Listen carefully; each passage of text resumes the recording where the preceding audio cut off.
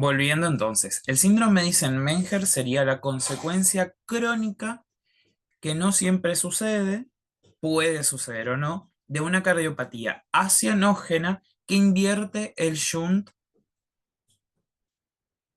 haciendo que sea de derecha a izquierda. Puede ser por una sola patología acianógena, es decir, o por una CIA, una CIB o un CAP, o puede ser una combinación de varias, incluso las tres. ¿Qué es necesario que suceda para que se produzca un Eisenmenger? Que haya hipertensión pulmonar, es decir, más presión en el árbol vascular pulmonar de la que normalmente hay. Piénsenlo conmigo, tiene mucho sentido.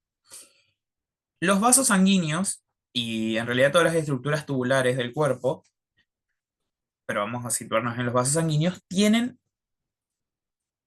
un factor que es decisivo a la hora de la presión y de la circulación que se llama resistencia. Sin entrar en mucho detalle, la resistencia de algo es la oposición que genera ese algo a que se produzca, en este caso, la circulación. Entonces, la resistencia de los vasos es esa oposición que generan las paredes de los vasos a que circule sangre. Si hay mucha resistencia, quiere decir que yo tengo que mandar con más presión, como por ejemplo la hidro del auto. Si la hidro del auto fuera una manguera, es de baja resistencia, por ende, el agua, ¿cómo sale de la manguera? No voy a usar la hidro, ejemplo, voy a usar la manguera. ¿Cómo el agua sale de la manguera? Tranquila. Entonces, si yo le tapo para darle más presión, porque ya sé que tapando el pico de la manguera genero más presión, aumento la resistencia. Hay una oposición al pasaje de el agua, en este caso, aumenta la resistencia, por ende sale con más presión. Lo mismo sucede a nivel de los vasos sanguíneos. Entonces, si yo tengo que mandar con más fuerza, porque hay más resistencia a nivel vascular, el ventrículo, que en este caso es el que me da la potencia de esa sangre, digamos, la que le genera esa potencia, va a tener que trabajar más. Entonces, si hay hipertensión pulmonar, es decir, está aumentada la resistencia pulmonar, porque hay más presión, para mandar más sangre, el ventrículo derecho va a tener que generar mucha más presión, más fuerza para sacar esa sangre. Si él no está acostumbrado a eso, se va a hipertrofiar, va a aumentar su tamaño. Y al aumentar su tamaño, como genera más presión igual a la del lado derecho, y pasa la sangre desoxigenada al lado oxigenado. Como les dije, esta sangre va a contaminar la sangre oxigenada y ahí me produce cianosis. El problema no es la cianosis, eso quiero que quede claro, sería lo de menos. El problema es lo que me representa la cianosis. La cianosis me está representando que así como la piel se está quedando azul porque no está siendo bien perfundida, el resto de los órganos también. Esa sería la traducción clínica de la cianosis. Ahora, el síndrome de Eisenmenger, ustedes no lo van a detectar en una criatura de 2 años. Lo van a detectar probablemente en un adulto, porque se debe a la cronicidad de estas patologías. Bien, y acá esto a mí me llama la atención porque justo lo estaba leyendo ayer, que es el único tratamiento posible es un trasplante cardiopulmonar. Magnifiquemos lo que es esto. El trasplante cardiopulmonar no es que vos te vas a la esquina y conseguís un corazón y pulmones para hacer un trasplante. Si el trasplante de cualquier órgano ya es difícil, cardiopulmonar es mucho más complicado. Entonces, para que nosotros lleguemos a que la única solución sea el trasplante cardiopulmonar, quiere decir dos cosas. Uno, esto ya es muy grave, porque no hay otra solución, no hay nada que hacerle. Y segundo, ustedes me dirían, ay Luca, pero tapa la comunicación interventricular, tapa o la comunicación o las comunicaciones y listo, ya está. No. ¿Por qué? Porque aunque yo tape, que probablemente es lo que se va a hacer, se va a reparar quirúrgicamente alguna de las, o todas, las comunicaciones que tenga, el daño ya está hecho. El corazón ya está hipertrofiado, el ventrículo derecho ya está hipertrofiado, ya hay hipertensión pulmonar, y aunque yo baje esa presión pulmonar, ya no hay nada que hacerle. Solo tengo que evitar que progrese malignamente. Pero al final del día va a tener complicaciones por esos cambios estructurales que ya hicieron que el ventrículo derecho se hipertrofie. No sé si se entiende. Creo que sí. Si no me entienden, me freno. Ahora vamos a las otras. Para mí, ¿por qué digo las otras? Para mí esta es más funcional, si se quiere, porque el paciente no nace con el síndrome de Eisenmenger, sino que lo desarrolla por la cronicidad de otras. En cambio, las que siguen, sí el paciente ya nace con estas patologías. Y de acá para abajo, todas son extremadamente graves. El tronco arterioso persistente. Tronco arterioso, acuérdense, era la porción del bulbo cardíaco, que era la parte del medio. La proximal formaba el tronco, perdón, el tracto de salida de los dos ventrículos. El del medio forma pulmonar y aorta, y después teníamos el saco aórtico con los arcos aórticos. Tronco arterioso persistente significa no hubo tabicamiento de este tronco arterioso. Es decir, va a salir la sangre del ventrículo izquierdo y del ventrículo derecho por un tubo único. Es decir, no hay pulmonar y aorta. Hay un vaso que es pulmonar y aorta. Y después sí se dividen en las ramas. Entonces, acá, donde debería estar tabicado, y la aorta venir para acá y la pulmonar acá, no existe un tabicamiento, por ende la sangre se va a mezclar y va a ir mezclada a la pulmonar y va a ir mezclada a la aorta. Esto me produce una cianosis a nivel perinatal, es decir, horas, días de que haya nacido el bebé, el neonato, que es evidente ya, digamos, y eso hay que solucionarlo rápido. ¿Cómo se hace? Supuestamente, se ponen dos tubos, esto hablando mal y pronto, ¿no? Hablando vulgarmente, pero se ponen dos tubos que simulen aorta y pulmonar. Que yo les había dicho de todas las patologías que afecten a los grandes vasos, van a cursar con qué? Con una comunicación interventricular. En este caso es lo de menos, obvio. El problema principal es que la sangre se está mezclando acá, pero las presiones están igualadas, hay comunicación interventricular y demás. Es una alteración que ustedes se pueden valer si alguien les pregunta qué tiene. Tarara, tarara, tarara. La sangre se mezcla, hay una falla en el tabicamiento, bla, bla. Hay una falla donde en el tabicamiento del tronco arterioso por defecto de las crestas vulvares que vienen de las crestas neurales. Similar situación es la transposición de los grandes vasos. Y esto a mí me gusta porque es hermoso lo que sucede. En la transposición de los grandes vasos va a haber tabicamiento aortopulmonar, es decir, del tronco arterioso, pero acuérdense que el tabicamiento no era solo tabicarse. Crecían las crestas vulvares hacia el centro y crecían espiralados, así. Eso hacía que aorta salga del ventrículo izquierdo y pulmonar del ventrículo derecho. Ahora, si el tabique se forma una hacia otra, pero recto, tenemos un problema. ¿Por qué? Porque pulmonar va a salir del ventrículo izquierdo y aorta del ventrículo derecho. Sigan la circulación conmigo. Vamos al ventrículo izquierdo, siempre partimos ventrículo izquierdo. Del ventrículo izquierdo va a salir pulmonar, entonces la sangre va por pulmonar, las dos ramas de la pulmonares van a los pulmones, se oxigenan, vienen por las venas pulmonares a la aurícula izquierda, pasa al ventrículo izquierdo. Pulmonar, pulmonares, pulmones. Aurícula izquierda, ventrículo. Pulmonar, pulmones, venas, aurícula, ventrículo. Y así sucesivamente. Es la sangre, está yendo a la circulación menor y no se está conectando. Es un circuito cerrado.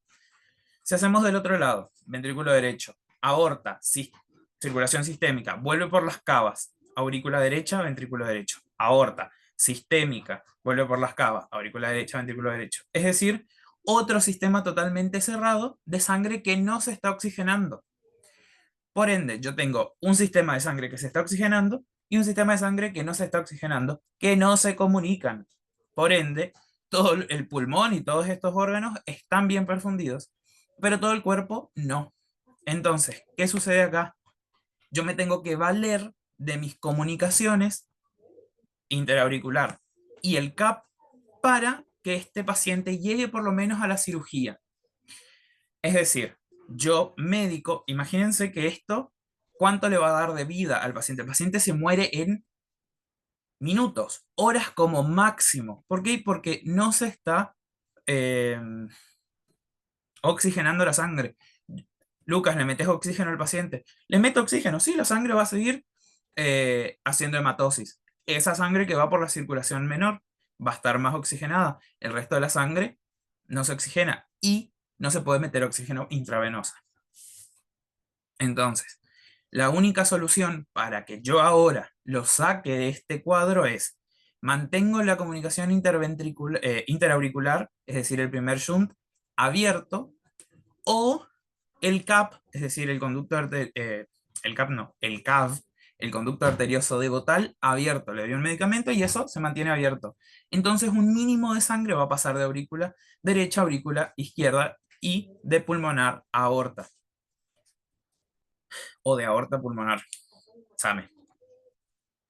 Ahora, Lucas, ¿qué pasa si ya se cerró el CAP? Bueno, se supone que el CAP tarda 3 meses en cerrarse. Le doy un medicamento, no se cierra el CAP. Lucas, ¿qué pasa si se cerró o no es que se cerró, pero está, o sea, no está fibrosado, pero si la válvula o este movimiento está cerrado? Hago yo médicamente una intervención para mantener abierto. Es decir, le genero un agujero ahí para que haya una comunicación. ¿Cómo se soluciona esto? De dos formas.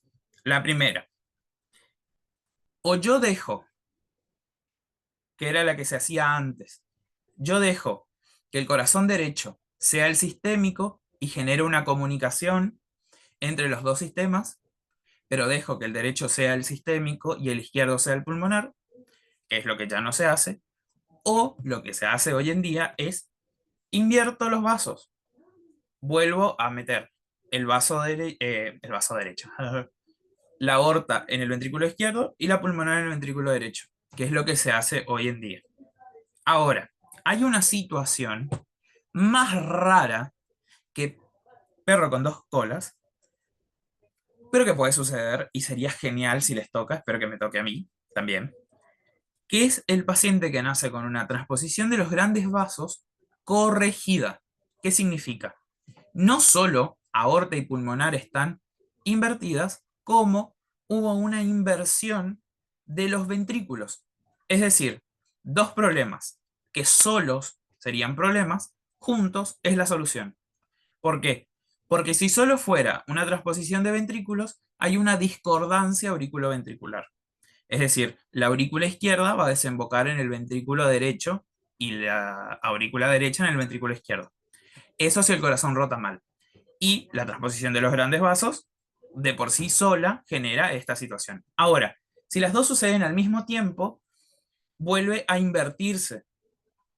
Entonces, el ventrículo izquierdo está de un lado, o sea, está del lado derecho y el ventrículo derecho está en el lado izquierdo.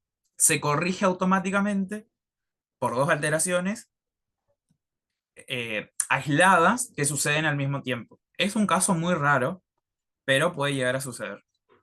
Lo más común es que la transposición de los grandes vasos sea única, digamos.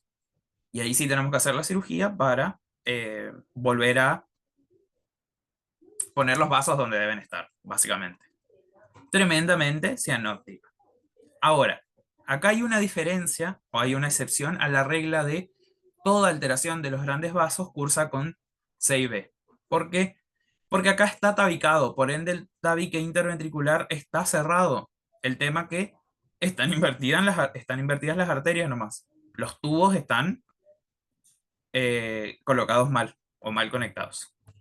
¿Se entendió transposición de los grandes vasos? Que alguien me diga que sí o que no.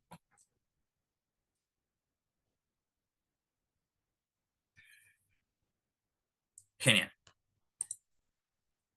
Mi favorita, tetralogía de Fallot, es una de las... ¡Ay, es hermoso! En fin, la tetralogía de Fallot, como su nombre lo indica, tiene 4 alteraciones. Tetralogía de Fallot. Todo sucede como si fuera una historia y por ende es más fácil entenderlo una como consecuencia de la otra. Entonces, este no me gusta, este me gusta. Viene el tabique aórtico pulmonar, las dos crestas Fíjense cómo estamos evolucionando. Pasamos de no tener crestas y tenemos el conducto arterioso persistente, a tener crestas y que crezcan rectas y no espiraladas, transposición de los grandes vasos. Ahora, tenemos crestas vulvares, crecen en forma espiralada, crecen, crecen, crecen, crecen, y cuando van a llegar al tabique interventricular, se desvían a la derecha. ¿Cuál es la consecuencia de todo eso? Primero, y obvio y principal, comunicación interventricular. Porque no se encastró acá la porción membranosa del tabique. Por ende, se desvió a la derecha. Eso hace que sea, les digo, mal y pronto. Después les explico mejor. Se aplaste la pulmonar, por ende se queda más chiquitita, y la aorta está desviada hacia la derecha, por ende cabalga sobre el septum, perdón, sobre el tabique interventricular. ¿Cómo? Yo tengo una pulmonar más chiquitita, es decir, más cerrada, aumenta que la resistencia. Por ende, el ventrículo derecho tiene que hacer mucha más fuerza para sacar sangre por ese pequeño orificio. También contar de que está trabajando con más volumen, es decir, está pasando sangre por la comunicación. Entonces se va a hipertrofiar.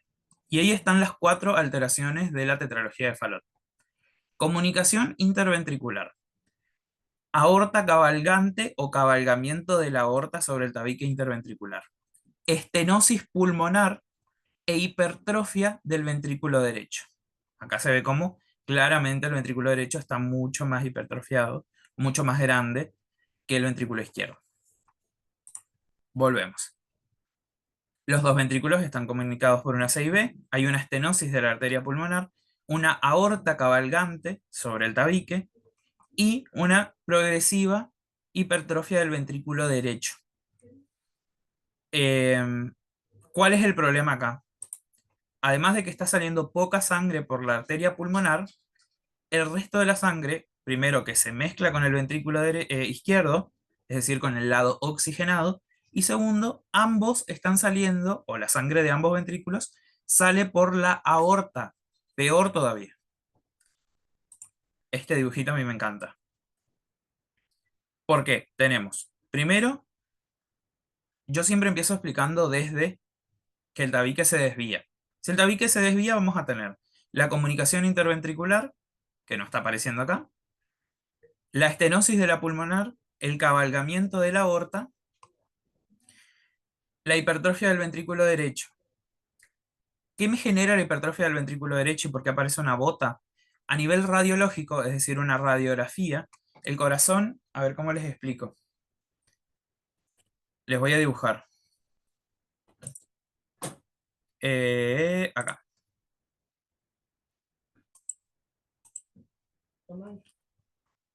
Después nomás. ¿Por qué no me da otra diapositiva? Nueva diapositiva. Ahí estamos. A nivel radiológico, el corazón normal se ve así, orientado de derecha a izquierda, de arriba a abajo. Esto es el ventrículo izquierdo y esto es el ventrículo derecho. Ahora, si yo tengo una hipertrofia del ventrículo derecho, el corazón adquiere esta forma, como si fuera una bota, un zapato. Se dice corazón en sueco, como el zapato, y no como sueco de Suecia, sino como el zapato. Tiene esta forma y por eso se le hizo este dibujito del corazón en bota. Es muy, bueno, listo, eliminar la imagen, no hay ningún problema.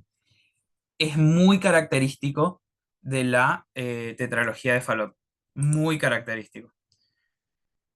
Entonces, las cuatro alteraciones de la tetralogía de Fallot son la comunicación interventricular, la estenosis de la pulmonar, la hipertrofia del ventrículo derecho y el cabalgamiento de la aorta. Eso genera que radiológicamente nosotros veamos el corazón en bota. No es una alteración de la tetralogía de Fallot. Ahora, ¿cuál es la solución hoy en día? A los, no sé si tanto a este profesor porque no conozco, pero a los ayudantes les encanta preguntarles cuál es la cirugía que era la corrección de la tetralogía de Fallot, bla, bla, bla, bla. Esa cirugía Se descubre por toda una historia que es muy linda, porque la descubre una persona que no es médica, porque en su época es una persona afrodescendiente, que en su época no podía estudiar medicina, porque el mundo era más racista de lo que es hoy en día. Estamos hablando de Estados Unidos, inicio del 1900. Cuestión que él empieza a laburar con un médico, blanco, obviamente, y a ayudarle como si fuera su asistente. Pero el chabón tiene un montón de conocimiento, solo que no puede estudiar medicina. Descubren, más que nada este señor que no era médico, descubre en análisis con perros que desviando la subclavia hacia, se hace una desviación de pulmonar con subclavia, creo, no me acuerdo bien. Los bebés, en este caso los perros, sobrevivían. Y esa fue la primera solución que se le dio a la quirúrgica a la tetralogía de Fallot. ¿Por qué? Porque la tetralogía de Fallot, el paciente puede llegar así como con mucho cuidado, con mucha expectativa de vida a los 20 años más o menos, si no se interviene.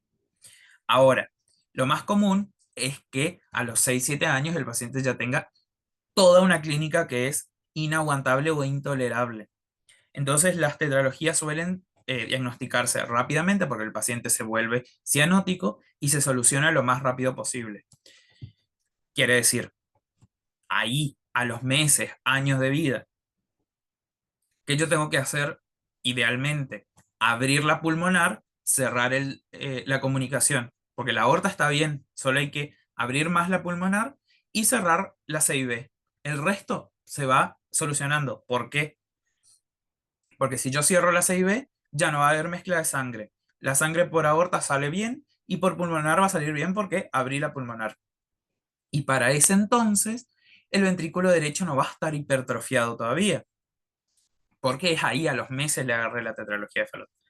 El tema es que hacer esa cirugía es sumamente invasiva en neonatos. Entonces lo que se hacía era esto, y aparte porque no había forma, 1920 y algo, no había parches, no había balón con catéter para abrir las arterias. Entonces se hacía esta derivación con la subclavia. Esa cirugía se llama derivación, no me voy a saber el nombre ahora, no sé si es aorto o subclavio, no sé qué, de Blalock-Taussig. Búsquenlo.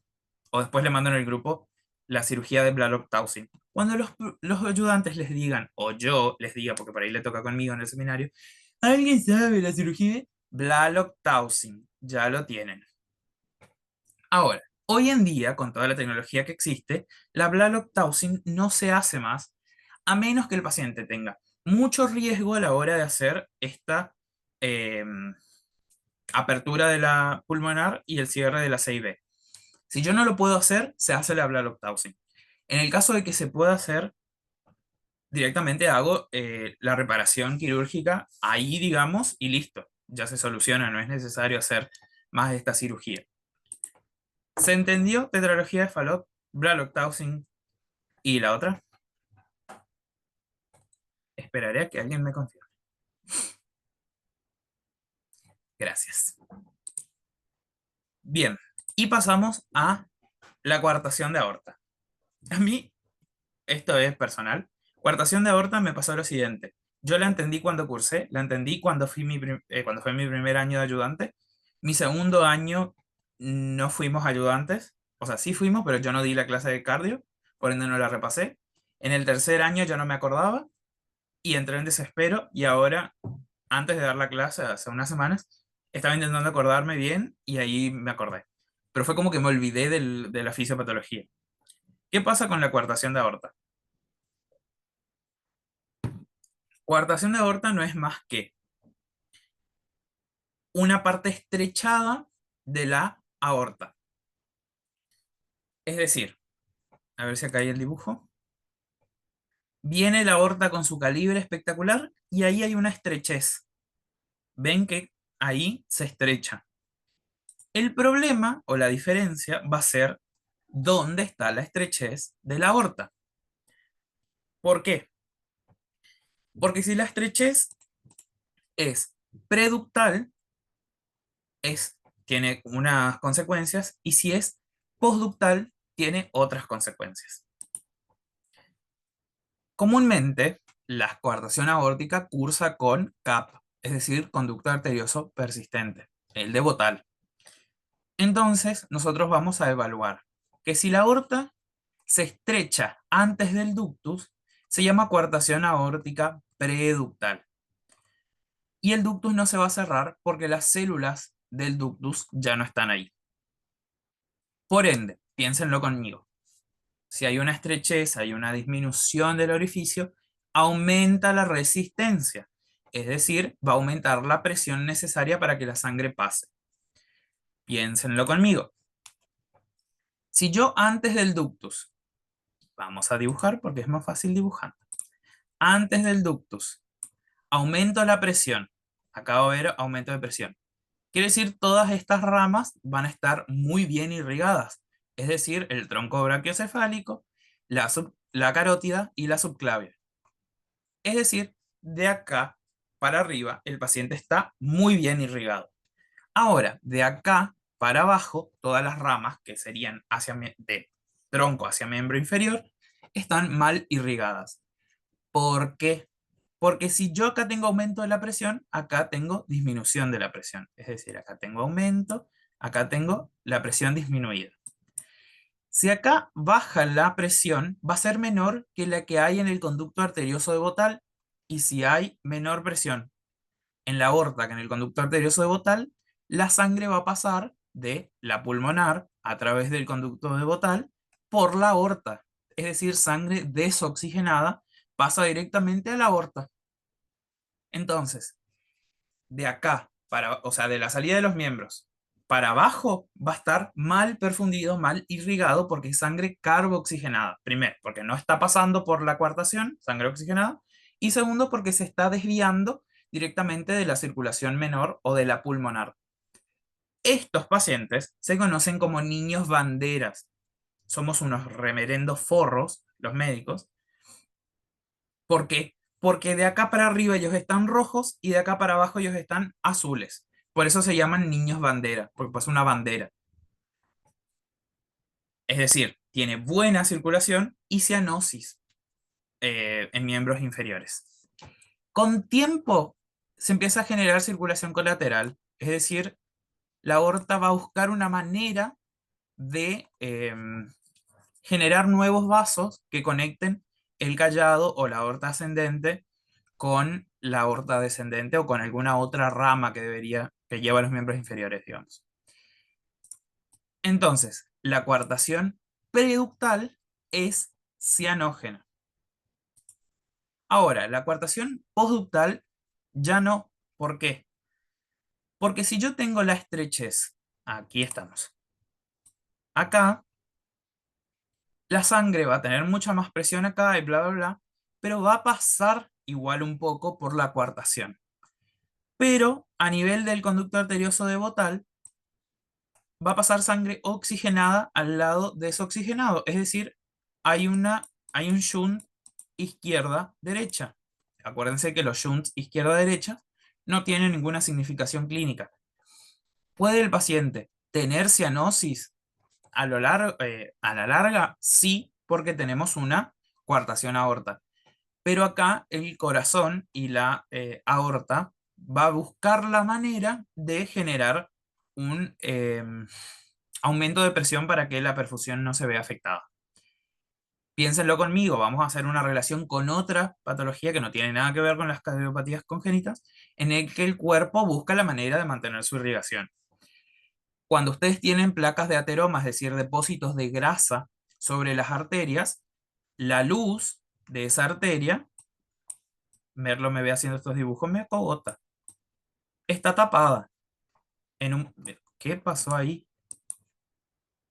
La luz de esta arteria está tapada. Es como si hubiera una coartación.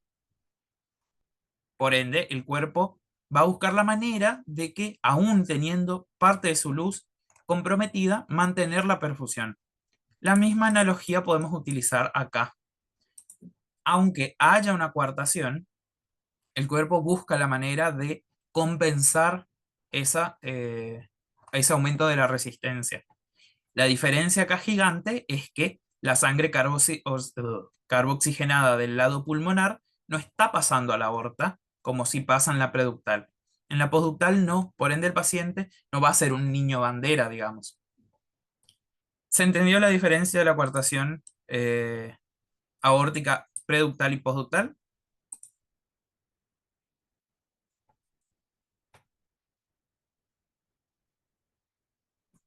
Abril, ¿vos entendiste? ¿Qué es la que me dice que sí o que no? Bien. Si alguien más tiene preguntas, yo no tengo ningún problema en responder, ¿eh? Pueden interrumpirme cuando... ¿Qué acabé de borrar, mi señor? Ah. Bien, entonces, para repasar, cardiopatías. ¿Cómo se les va a cardiopatías congénitas? ¿Cómo se le pregunta esto a ustedes? No con toda la fisiología y toda la clínica que yo les expliqué. Se les pregunta cuáles son las alteraciones, cuáles son los defectos para saber si ustedes saben cardionormal. Entonces, si yo les pregunto una CIA, les voy a decir, ah, pero ¿está el defecto a dónde?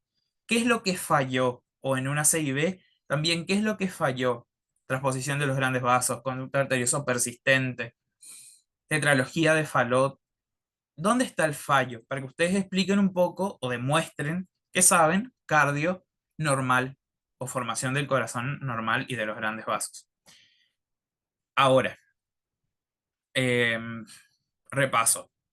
Siempre acuérdense cuáles son cianógenas y cuáles son acianógenas.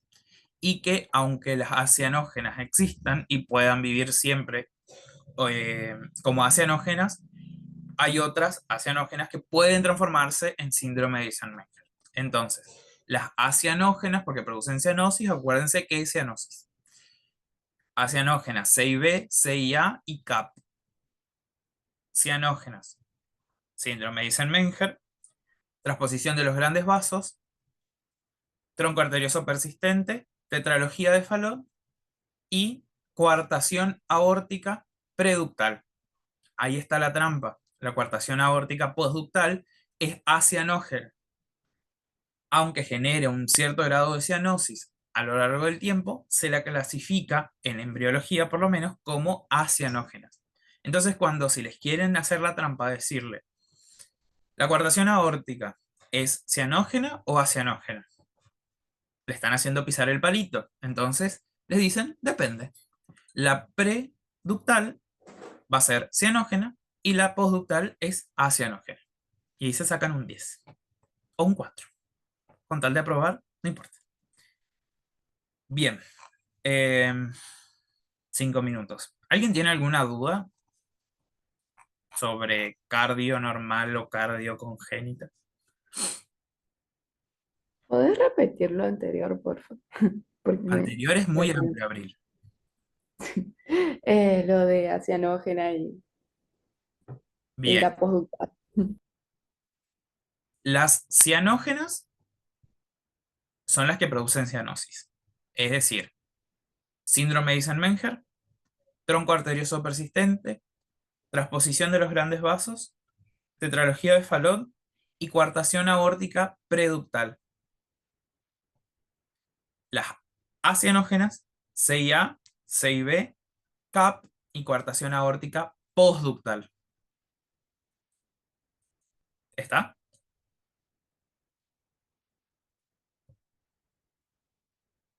Sí, gracias. Em, si no tienen más dudas, cerramos el Zoom y seguimos con linfático y endocrino, que es bastante sencillo y es bastante rápido, espero yo, pero es muy aburrido. Guardo la grabación y seguimos y les mando el link.